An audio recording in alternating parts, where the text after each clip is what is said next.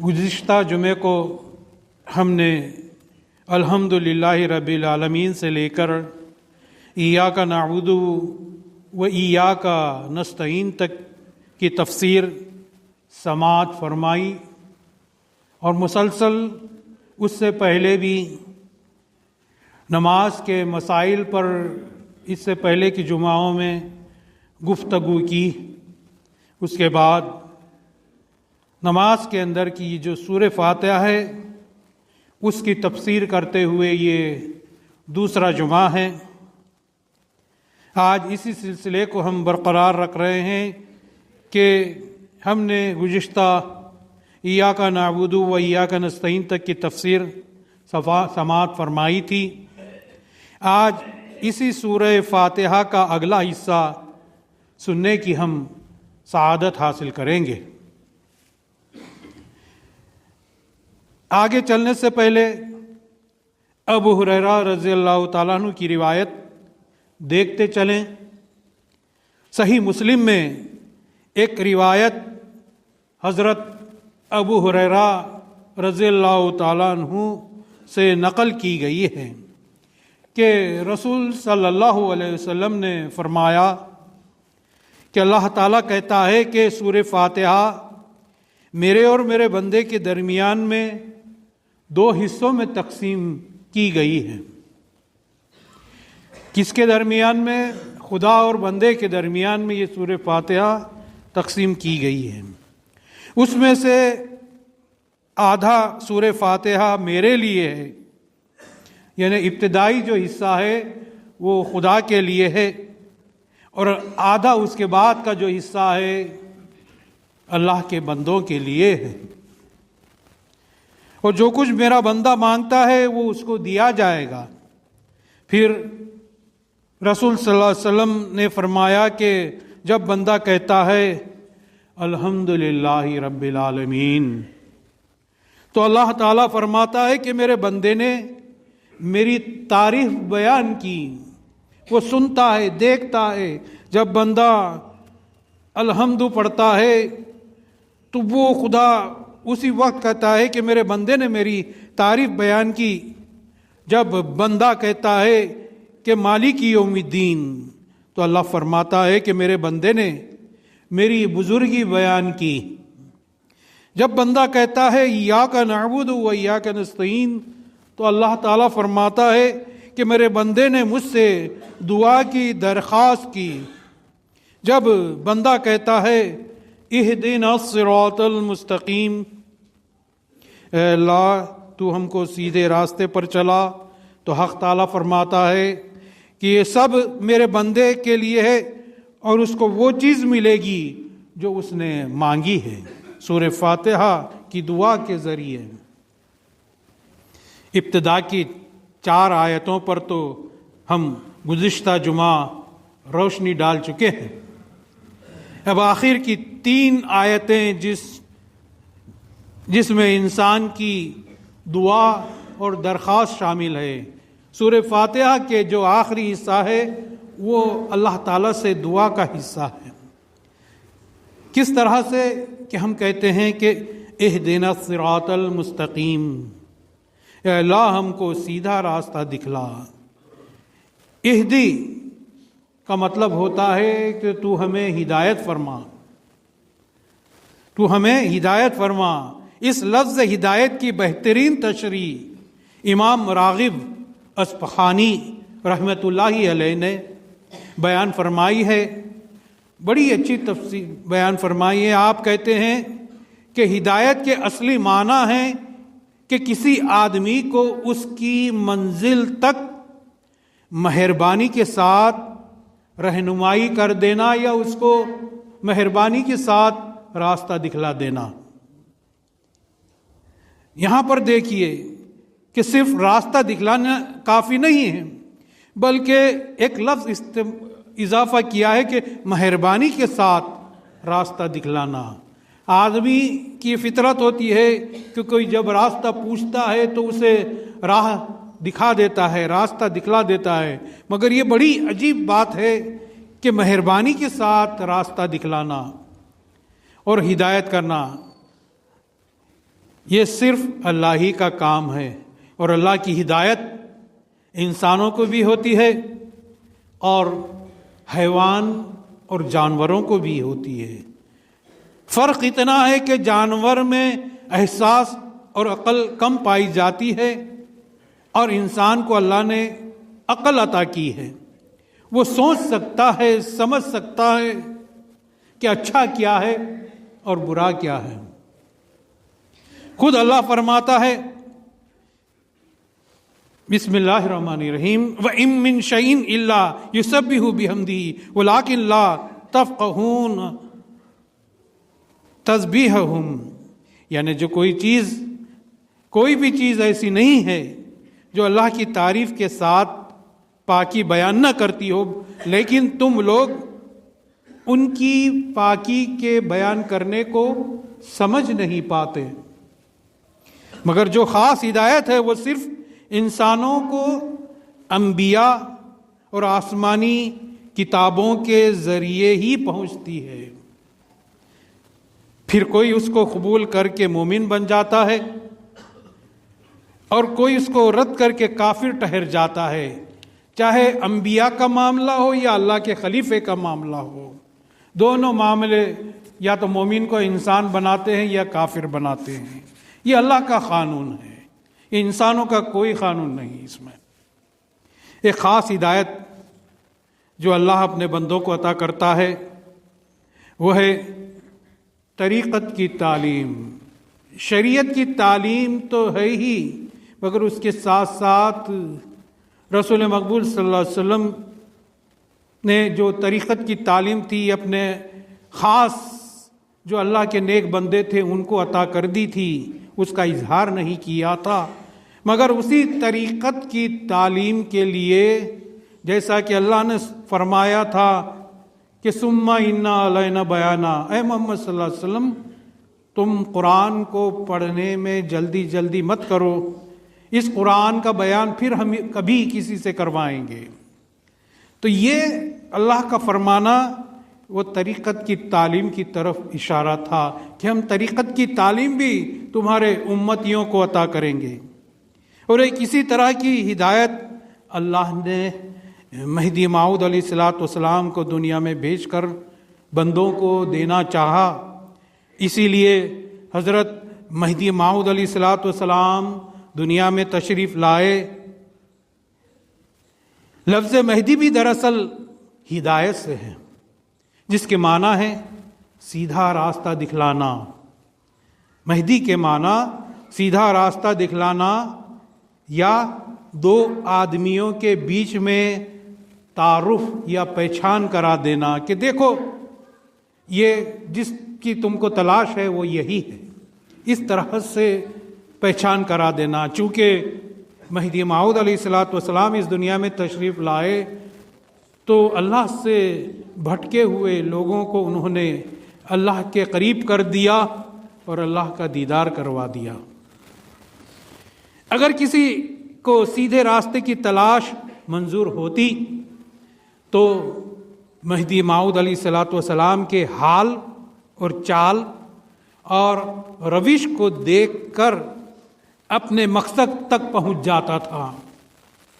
کوئی اگر مہدی موعود علیہ الصلوۃ والسلام کی مخالفت کرتا ہے آپ کی حیات طیبہ کو دیکھے بغیر تو سمجھو کہ وہ صحیح راستے کا انتخاب نہیں کر رہا ہے۔ پہلے تو آنے والی جو شخصیت ہوتی ہے جو دعویٰ کرتی ہے اس کی زندگی کے حالات کو دیکھا جائے، پھر یا اسے قبول کرے یا تکذیب کرے۔ اور مہدی موعود علیہ الصلوۃ والسلام کی بتلائی ہوئی تعلیمات اور آپ کے ارشاد فرمائے ہوئے حکم اور احکام کو سمجھنا اور اس پر عمل کرنا سب سے اعلیٰ درجے کی ہدایت ہوگی، کیونکہ محمد عربی صلی اللہ علیہ وسلم نے فرمایا کہ مجھے خدا کی جانب سے ہر روز نئی تعلیم عطا کی جاتی ہے۔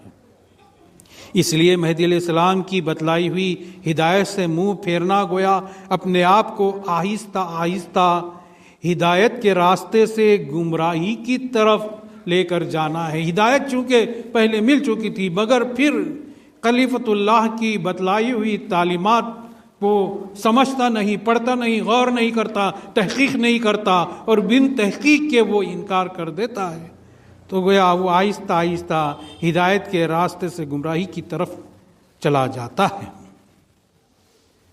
اس لیے ہم ایک بار ہدایت کی دعا کر لیں تو کافی نہیں، بلکہ ہر روز ہدایت اور سیدھے راستے کی دعا کے لیے اجتہاد یا کوشش کرتے رہنا چاہیے، کیونکہ اللہ خود ارشاد فرماتا ہے کہ الذین جاہدوا فینا لنہدینہم سبلنا، یعنی جو لوگ ہمارے راستے میں کوشش کرتے رہتے ہیں، کوشش کرتے نہیں ہیں، کرتے رہتے ہیں، مسلسل کنٹینیو، ایک بار نہیں بار بار کوشش کرتے رہتے ہیں، ہم ان کو اپنے راستوں کی اور زیادہ ہدایت کرتے رہتے ہیں۔ ہم نے تو صرف مہدی موعود آئے اور گئے، صرف کہہ دیا اور اپنے آپ کو سمجھتے ہیں ہم مہدوی ہیں، نہیں، بلکہ ہر روز اس ایمان کو تازہ کرنا ہے، آپ کی تعلیمات کو ہر روز سمجھنا ہے، اور ہر روز آپ کے ذکر خدا کو سمجھنا ہے،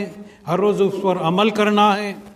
یہ مسلسل کوشش ہے جو اللہ فرما رہا ہے کہ جاہدوا فینا، ہماری طلب میں وہ کوشش کرتے رہتے ہیں، وہ مہدوی ہوتے ہیں۔ یہی وہ میدان ہے جہاں ہر بڑے سے بڑا نبی اور رسول اور ولی اللہ آخر عمر تک زیادہ ہدایت ملنے کی دعا کرتے رہتا ہے۔ پھر ہم اور آپ اس بھرم میں کیوں ہیں کہ ہم پورے کے پورے ہدایت یافتہ ہیں؟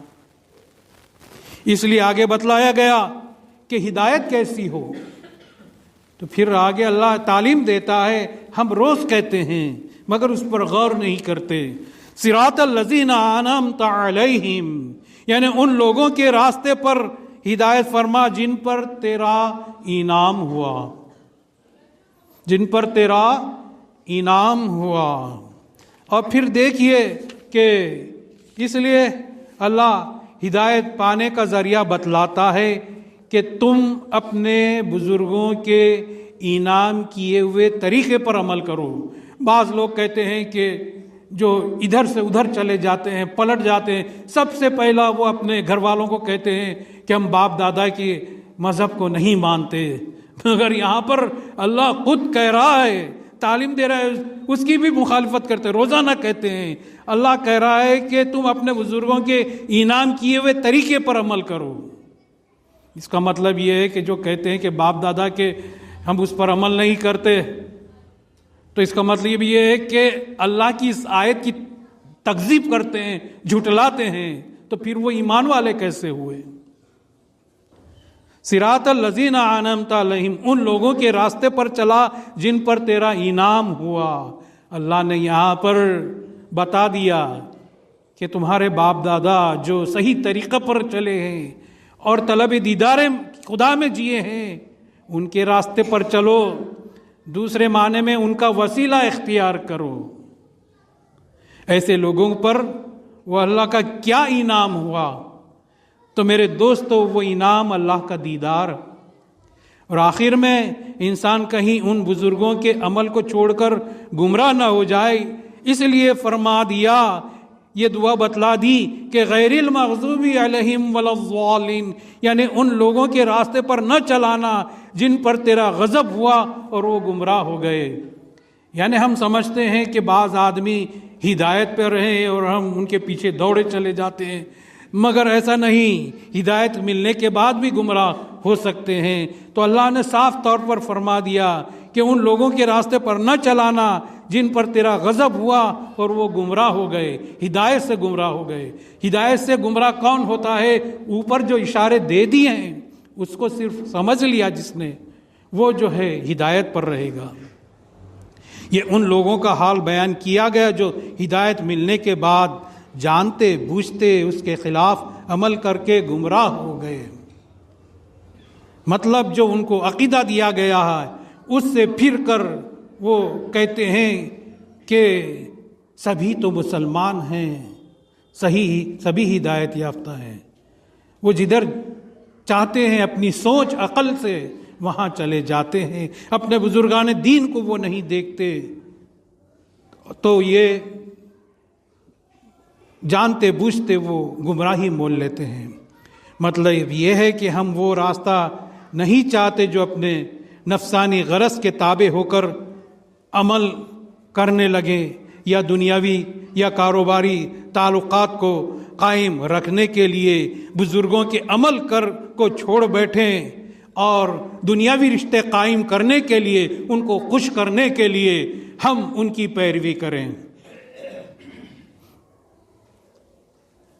اس لیے سیدھے راستے یا صراط مستقیم کا پہچاننا ہی سب سے بڑا علم اور بڑی کامیابی ہے۔ یہ کوئی معمولی چیز نہیں ہے کہ ہدایت ملنے کے بعد کس کے طریقے پر ہمیں چلنا ہے۔ اس لیے کہا، اسی لیے تو مرشد کی ضرورت پڑتی ہے کہ ہم کبھی مرشد سے پوچھتے نہیں، جا کر ایک بار ان سے جڑ گئے، روحانی تعلق ہم نے جوڑ دیا، ان کے مرید ہو گئے، تو پھر ہمارا یہ کام ہے کہ کہیں دوسرے راستے پر جانے سے پہلے کم از کم اللہ کہے گا کہ آپ نے اپنے رہبر سے پوچھا، مرشد سے پوچھا، یا اپنی عقل کی پیروی یا اپنے نفسانی خواہش کی پیروی میں تم چلے گئے۔ یہ بھی سوالات ہوں گے۔ تو یہ کاروباری تعلقات کو قائم رکھنے کے لیے بزرگوں کے عمل کو چھوڑ بیٹھے۔ اس لیے سیدھے راستے سے یا صراط مستقیم کا پہچاننا ہی سب سے بڑا علم اور بڑی کامیابی ہے، ورنہ کہنے کو تو سبھی مسلمان ہیں، کہنے کو تو سبھی مسلمان ہیں۔ ہم دیکھتے ہیں کہ بڑی تعداد ہم کم ہیں، ہم کیسے حق پر ہو سکتے ہیں؟ تو اس کا مطلب یہ ہوا کہ میدان کربلا میں بھی تو یزید کے لشکر میں ہزاروں مسلمان تھے، اور یہاں پر صرف 72 تھے۔ تو آپ بڑی تعداد کے ماننے والے کس طرف جاتے اگر وہاں اس دور میں ہوتے؟ تو کامیابی یہ نہیں کہ بڑی تعداد، بلکہ اللہ تعالیٰ تو قرآن میں فرماتا ہے، سیدھی تعلیم ہے کہ ایمان لانے والے بہت کم ہوں گے، بہت کم ہوں گے۔ آپ اس کے الٹا یہ دیکھتے ہو کہ کثرت کس کی ہے، تعداد کس کی زیادہ ہے، اس کی طرف بہہ جاتے ہو۔ یہاں پر سب کی عبادت ایک ہی تو ہوتی ہے، ہم یہ بھی کہتے ہیں۔ یہ تصور رکھنے والے غور کریں کہ اللہ صراط مستقیم کے بجائے اگر یہ تمہارا تصور صحیح ہوتا کہ سب کے سب مسلمان ہیں، قرآن پڑھتے ہیں، سبھی ایک ہی کلمہ پڑھتے ہیں، تو اللہ تعالیٰ جو ہے صراط المستقیم کے بجائے صراط قرآن یا صراط رسول، یعنی قرآن کا راستہ یا رسول کا راستہ صاف طور پر فرما دیتا۔ صراط الذین انعمت علیہم نہ فرماتا کہ ان لوگوں کے راستے پر چلا جن پر تیرا انعام ہوا، وہ کہہ دیتا کہ قرآن کے راستے پر چلا، رسول کے راستے پر چلا۔ مگر یہاں پر صراط مستقیم یعنی سیدھا راستہ کہنے کی تعلیم اس لیے اللہ نے رکھی کیونکہ اللہ کہنا چاہتا ہے کہ اگر سیدھا راستہ چاہتے ہو تو ان لوگوں کو تلاش کرو اور ان کا طریقہ اختیار کرو جنہوں نے انبیاء کا یا خلیفۃ اللہ کا راستہ اپنایا۔ اب اس سے سیدھی سمجھ اس سے زیادہ ہم کو کون دے سکتا ہے؟ اس کے باوجود ہم اگر گمراہی مول لینا چاہتے ہیں تو یہ ہماری بدقسمتی ہے۔ اس ہدایت کی طرف اشارہ کرتے ہوئے رسول صلی اللہ علیہ وسلم کی وہ حدیث ملتی ہے کہ رسول صلی اللہ علیہ وسلم نے صحابہ کرام کو آنے والی امت کی خبر دیتے ہوئے فرمایا کہ میری امت 72 فرقوں میں بٹ جائے گی اور ان میں صرف ایک جماعت حق پر ہوگی۔ تو صحابہ نے دریافت کیا کہ وہ کون سی جماعت ہے؟ تو رسول صلی اللہ علیہ وسلم نے جواب میں فرمایا کہ وہ جماعت حق پر ہوگی جو میرے اور میرے صحابہ کے طریقے پر چلے گی۔ یہاں پر بھی وسیلہ حضور کی حدیث میں ملتا ہے، میرے اور میرے صحابہ کے، ہمارے بزرگان دین کس کے راہ پر چلے؟ مہدی موعود علیہ السلام نے کس کا راستہ بتلایا؟ مذہب ما کتاب اللہ و اتباع محمد رسول اللہ۔ میرا مذہب اللہ کی کتاب، رسول صلی اللہ علیہ وسلم کی اتباع اور رسول صلی اللہ علیہ وسلم کی اتباع ہم کو صحابہ کے ذریعے بھی ملتی ہے، ان صحاباؤں کے طریقے پر بھی ہمیں چلایا۔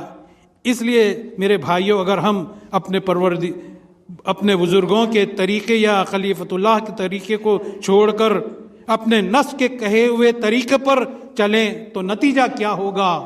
بس یہ آپ پر چھوڑا جاتا ہے کہ آپ کو ہدایت چاہیے یا گمراہی چاہیے۔ اس لیے دعا ہے کہ اللہ ہمیں اپنے فضل و کرم سے ان بزرگوں کے راستے پر عمل کرنے کی توفیق عطا فرمائے جن پر اللہ کے دیدار کا انعام ہوا، جن لوگوں پر۔ آمین ثم آمین۔